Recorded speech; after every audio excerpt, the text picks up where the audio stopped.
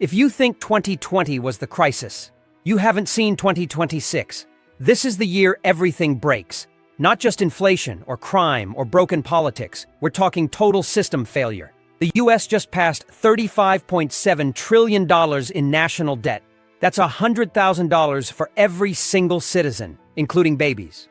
Mortgage defaults are up 23%. Over 40% of Gen Z can't afford food and rent in the same month. And real wages have fallen 9% since 2021, while eggs cost more than chicken.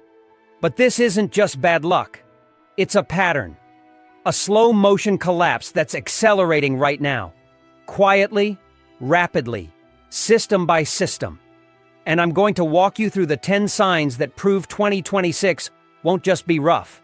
It'll be the year millions of Americans realize the safety net is gone, the exit door is locked, and no one's coming to save you. Let's start with number 10. The middle class is being quietly dismantled. One subscription, one service fee, one upgrade at a time. Let's not sugarcoat it. The American middle class isn't just struggling, it's being systematically drained dry. And it's not by some loud, headline-grabbing collapse. It's death by 1,000 micro-cuts. You're not hearing about it on CNBC. You're living it. In 2026, the middle class isn't just shrinking. It's being redefined out of existence. The Bureau of Labor Statistics quietly reported in October that the average household now spends over 52% of its income on just 4 things: housing, healthcare, transportation, and food. That's before taxes, before savings, before even thinking about retirement or an emergency. And here's the gut punch. Monthly subscription spending in the US just passed $301 per household on average, up from $237 in 2020. That's nearly $3,600 a year. On Netflix, Spotify, cloud storage, food delivery memberships, and dozens of services you don't even remember signing up for. But try to cancel them? You'll hit a maze of deceptive billing cycles and loyalty plans designed to auto-renew behind your back. Oh, and let's not forget hidden service fees, which the FTC found have ballooned by 54% since 2021, with some hotel resort fees hitting $70 a night for nothing. Airlines are now charging $50 to select a seat, a luxury that used to be standard. You're paying more for less, and you know it. Meanwhile, the people designing these financial traps are doing just fine. JP Morgan Chase just reported record profits, over $49.6 billion, even as the average American household took on $9,990 in new debt in 2025 alone, according to the Federal Reserve. That's the highest increase since the 2008 crisis. What does that tell you? The system isn't broken. It's rigged. And the genius of the rigging is that it's invisible. It's not one moment of collapse. It's a long, quiet siphoning of resources that leaves you feeling like you're drowning slowly in shallow water. By 2026, the average American thinks they're middle class if they earn 75Ks. But that used to buy you a home, a car, and a college education. Now, it barely covers groceries and rent in most metro areas. The middle class didn't disappear. It's being renamed high income, while the actual high income bracket floats into a stratosphere most of us will never see again. They want you addicted to subscriptions, distracted by convenience, and too overwhelmed by rising costs to fight back. That's not economic evolution. That's economic erosion. 9. The collapse of trust in institutions isn't a theory anymore. It's a measurable, dangerous tipping point. You don't need a PhD in sociology to feel it. Americans don't trust anyone anymore. Not the media, not the banks, not Congress, and definitely not the unelected bureaucrats who run the alphabet agencies. And this isn't a vibe. It's measurable. Gallup's 2025 Confidence in Institutions poll hit historic lows.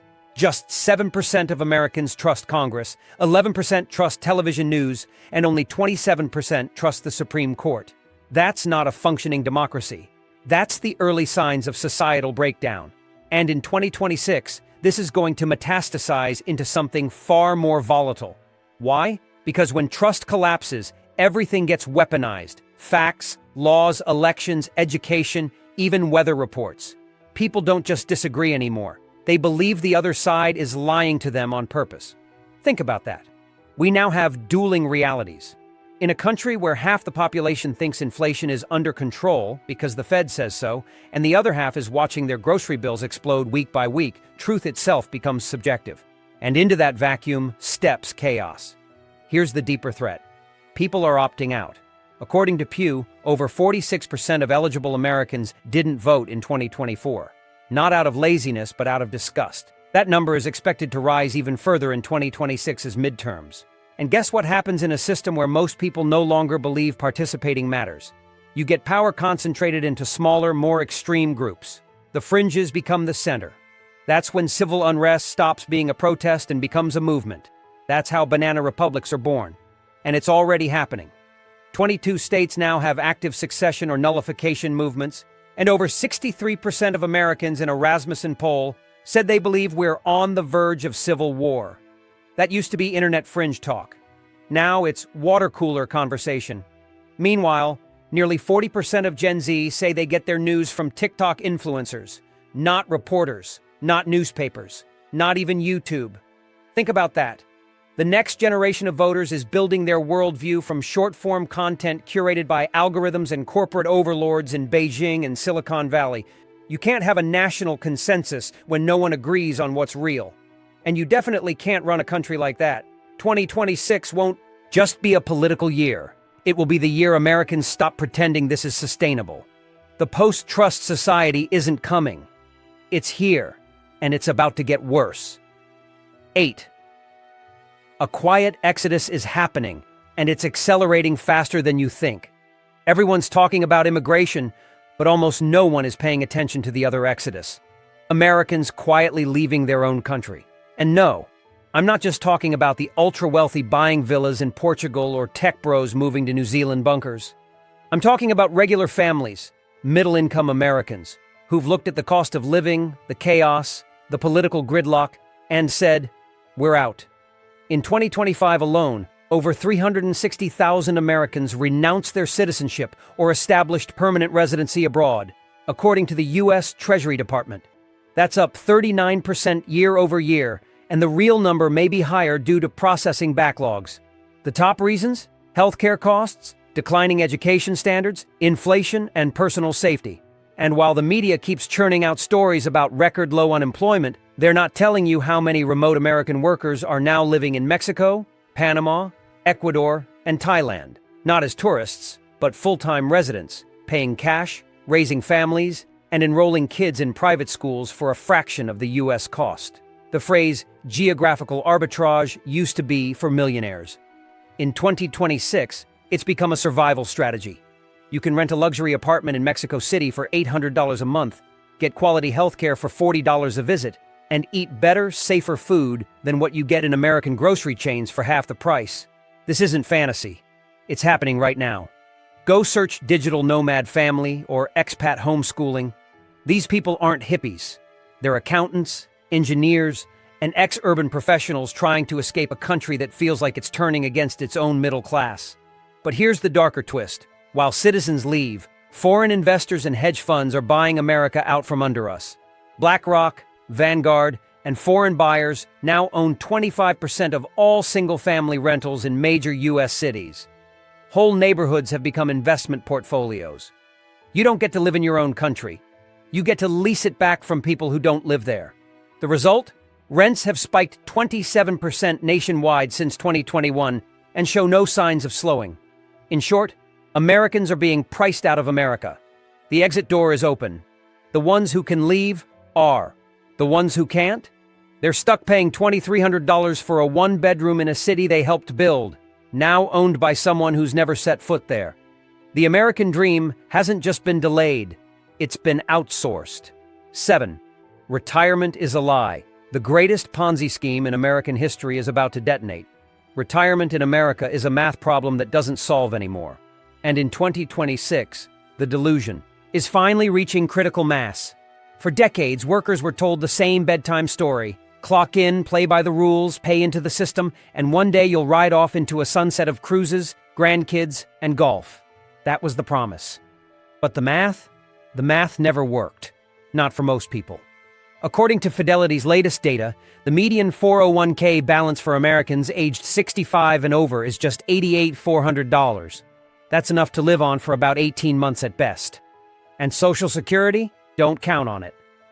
The Congressional Budget Office just confirmed what insiders have been whispering for years. The Social Security Trust Fund will be insolvent by 2033, and benefits will need to be cut by up to 23% unless drastic changes are made. That's not some future generation's problem. That's for people who are retiring right now. Think about how many millions of Americans have nothing but that check coming in. No pensions, no assets, no rental income. Just a $1,400 monthly benefit that's about to get slashed. Meanwhile, 60% of Americans over age 60 are still working, not because they love their jobs, but because they can't afford to stop. You've seen it. Greeters in box stores, Uber drivers with gray hair, retirees bagging groceries. And while inflation has cooled on paper, the cost of Medicare supplemental plans is up 11.8% this year, prescription drug prices are back on the rise, and food prices are still 32% higher than in 2019, according to USDA. Here's the kicker. Baby boomers hold 51% of all U.S. household wealth. When they start liquidating assets to survive, the system cracks. That's what happens in 2026. Millions of retirees are going to be forced to sell their homes, their stocks, their retirement plans, not to upgrade, but to eat. And when tens of millions of boomers sell and there aren't enough buyers, that's when asset deflation hits housing. That's when 401ks get wiped. That's when Gen X and millennials look around and realize they've been paying into a system their entire lives that has no intention of paying them back. Retirement is not delayed anymore. It's canceled. And in 2026, the first tremors of that truth will be felt nationwide. The American dream didn't just stall out, it ran out of gas. 6. America's food system is more fragile than you think, and 2026 might be the year it cracks. This is the one no one wants to believe, but they'll feel it when it happens. The U.S. food system is dangerously centralized, deeply fragile, and increasingly vulnerable to both economic sabotage and ecological collapse. And by 2026, the warning signs are too loud to ignore. First, let's talk control. 4 companies now control 85% of all beef processing in the U.S. Just 3 corporations control over 70% of the grain market. This means that when one plant goes down, when one cyber attack hits a processing center, or when just one link in the cold storage chain breaks, entire regions can see ripple effects in days. Remember when the JBS hack in 2021 shut down nearly 20% of U.S. meat supply overnight? That was just a dress rehearsal. This year alone, there have been 49 reported unusual fires or shutdowns at food processing facilities in the U.S. That's not a conspiracy theory, that's from DHS incident reports. Add to that record-breaking drought in the Midwest, with USDA reporting over 60% of U.S. cropland facing abnormal dryness or drought in 2025. And you've got a recipe for real, lasting disruption. You want numbers?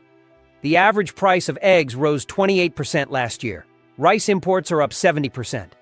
And now even canned goods are shrinking, 15 Oz. Cans are becoming 13 Oz. Same price, less food. That's not inflation. That's quiet rationing. And no, you won't see ration cards anytime soon. You'll just see fewer options, thinner shelves, and higher prices, permanently. Meanwhile, the Department of Agriculture just admitted something jaw-dropping. Nearly 10% of all U.S. farms will go out of business by 2026, mostly family-owned ones, being swallowed by corporate agribusiness and foreign buyers. China now owns over 384,000 acres of U.S. farmland, and they're not planting sunflowers, folks. They're acquiring food sovereignty in your country while exporting their cheap lab-grown alternatives back to U.S. shelves. Look at the trend. Insect protein is being pushed as sustainable. Lab-grown meat is being normalized. Farmers are being fined for water use. And the EPA is targeting small-scale agriculture under climate policy, while megafarms get exemptions. What does that tell you? It's not about protecting food. It's about controlling it. And when food becomes weaponized, when it stops being a product of the land and becomes a managed commodity from a centralized network, then you become dependent. In 2026, you will either be someone who stores and grows your own food, or someone who waits in line when the shelves go bare. This isn't paranoia, it's math. And the math says, food is the next battleground. 5. Cities are becoming unlivable war zones, and the data is being covered up. Let me ask you a question. If someone dropped you blindfolded into the heart of San Francisco, Chicago, or Philadelphia, would you know you were still in the United States? Would it feel like America? Because by 2026, many of our cities no longer do. They've become micro-dystopias, where violence, drugs, and government neglect have created a new kind of domestic exile. And the numbers? They're horrifying. In 2025, over 640 mass shootings occurred in the U.S., one every 13 hours. Chicago had 689 homicides and over 2,000 carjackings. Philadelphia saw over 1,800 shootings. And yet the official crime stats in many places show crime is down. Why? Because reclassification and underreporting are now policy tools. If no arrest is made, it doesn't go into the system. If a robbery turns into a mutual fight, it gets downgraded. It's not about public safety anymore. It's about protecting the narrative. And while they gaslight you with numbers, reality is right in front of your face. Fentanyl overdoses are now the leading cause of death for Americans aged 18 to 49, with more fatalities than car crashes, cancer, or suicide. In Los Angeles, homeless encampments stretch for miles, and sanitation workers are being issued hazard suits to clean up biohazard zones. You've seen the videos. Needle-covered sidewalks, open-air drug markets, people screaming at the air while bystanders walk past with dead eyes. And the police? In many places, they've simply stopped showing up. Over 38% of U.S. police departments are short-staffed, and in cities like Portland and Minneapolis, response times now exceed 28 minutes. That's if they show up at all. And while the wealthy install private security and bulletproof Teslas, working-class Americans are told to be patient or understand root causes.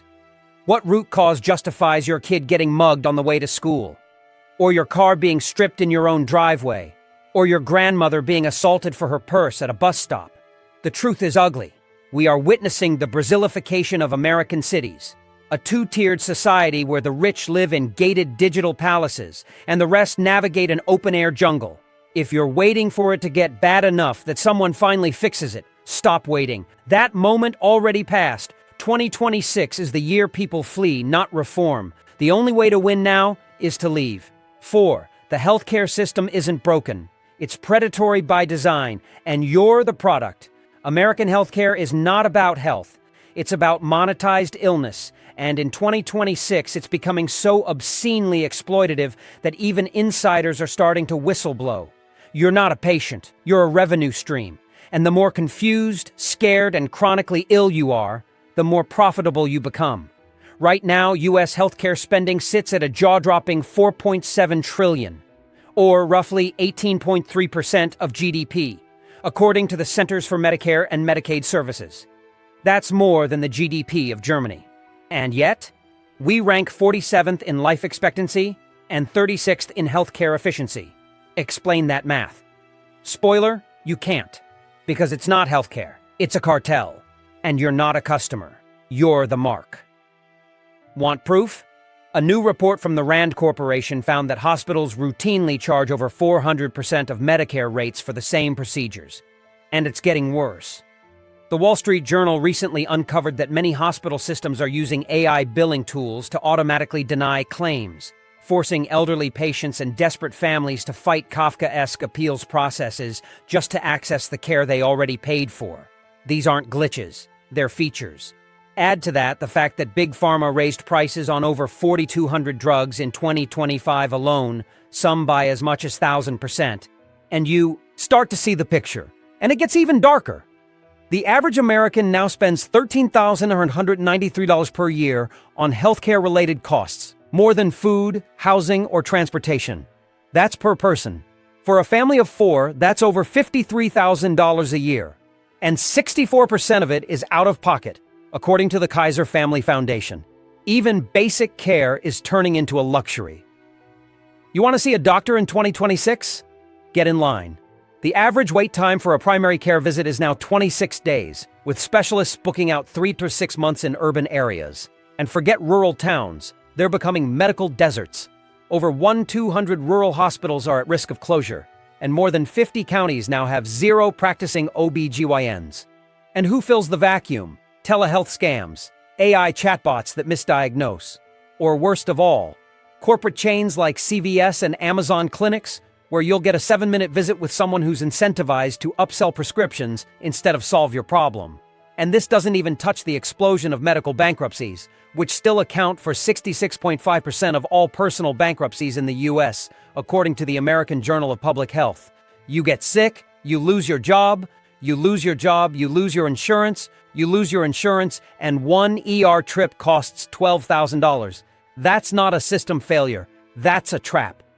By 2026, millions of Americans are realizing that the system doesn't reward health. It manufactures dependency. Chronic disease isn't something to cure, it's something to manage for profit. If you don't opt out of this system, it will devour you. Slowly, quietly, legally. 3. The American education system is grooming serfs, not citizens, and the results are catastrophic.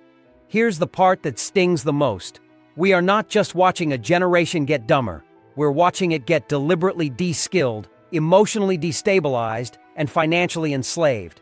And in 2026, the cracks are showing in horrifying ways. The American education system, once the ladder of social mobility, is now the primary mechanism for producing obedient debt slaves with useless credentials and no real-world skills. You want stats? Buckle up. According to the National Assessment of Educational Progress, only 13% of U.S. 8th graders are proficient in U.S. history. Just 22% are proficient in math. And over 70% of recent college graduates cannot pass a basic financial literacy test. Let that sink in. Kids can recite pronoun protocols, but can't balance a checkbook, make change, or understand compound interest. That's not an accident, that's the curriculum.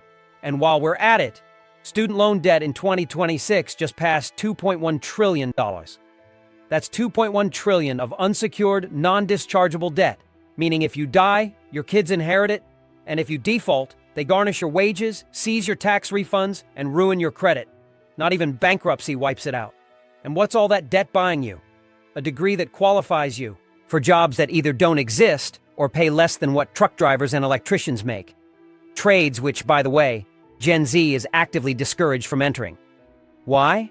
Because the system doesn't want independent builders. It wants compliant users, employees, activists who parrot slogans instead of producers who understand economics, sovereignty, and personal responsibility. It's why DEI departments in U.S. universities now outnumber STEM departments. It's why gender studies programs get more funding than trade apprenticeship programs in 27 states. It's why your kid leaves for college and comes back unable to speak to their own parents. And don't think private schools are immune.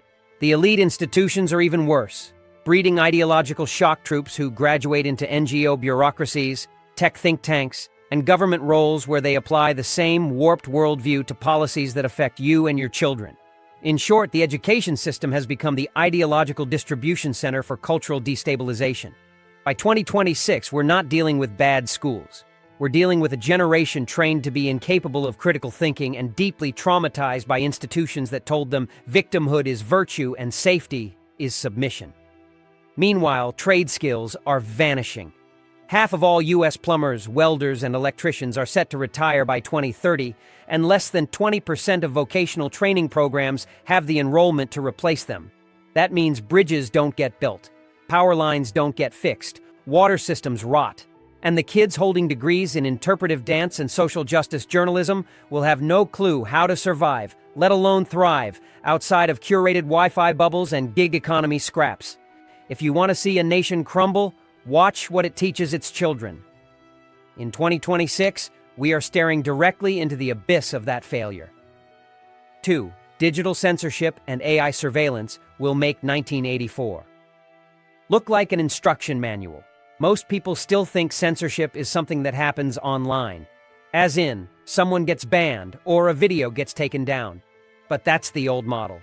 In 2026, censorship isn't about deleting speech. It's about predicting, shaping, and preventing it before you even say it.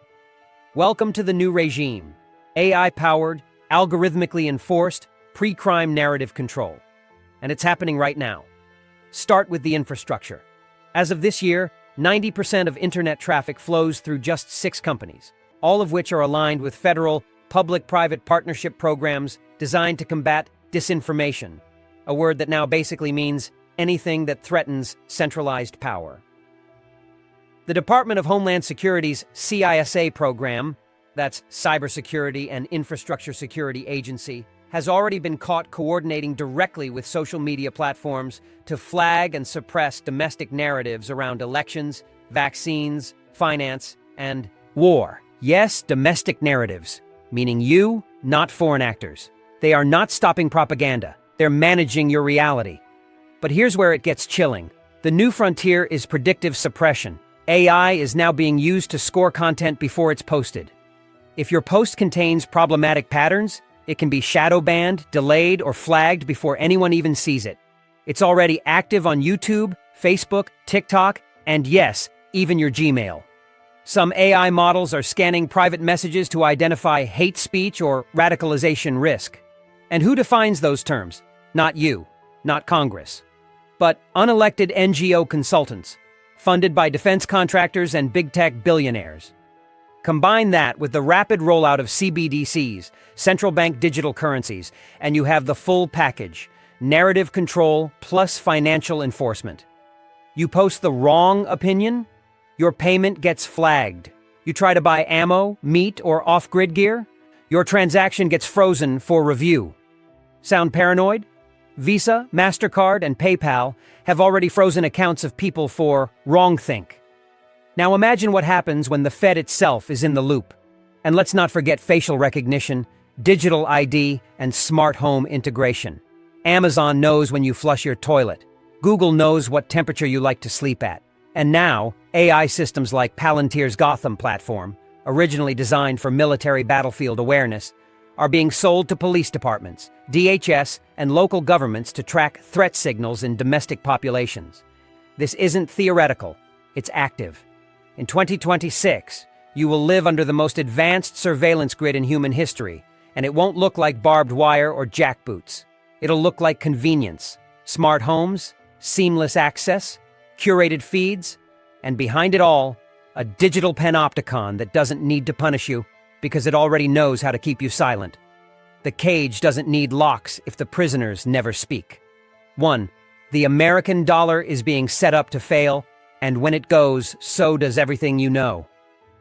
This is the one they'll deny until the final hour, but by the time the average American realizes what's happening to the dollar, it'll already be too late. Because this isn't just a recession, or inflation, or another economic cycle. What we're staring down in 2026 is the slow-motion, controlled demolition of the dollar itself, the final unraveling of the very thing that keeps the entire American system running. And they're not warning you. They're distracting you.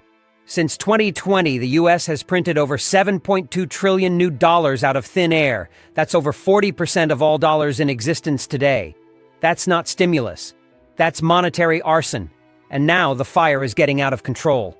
Even after the so-called cooling inflation, food prices are still 31% higher than in 2019, rent is up 22% nationally, and insurance, premiums for cars and homes, have spiked between 17% and 42%, depending on your state. Meanwhile, real wages, after inflation, have stagnated or fallen for 22 consecutive months, and credit card debt just hit a new all-time high, $1.37 trillion. Americans are now taking out loans to buy groceries. The world is quietly preparing for a post-dollar era, and no one in power is leveling with you.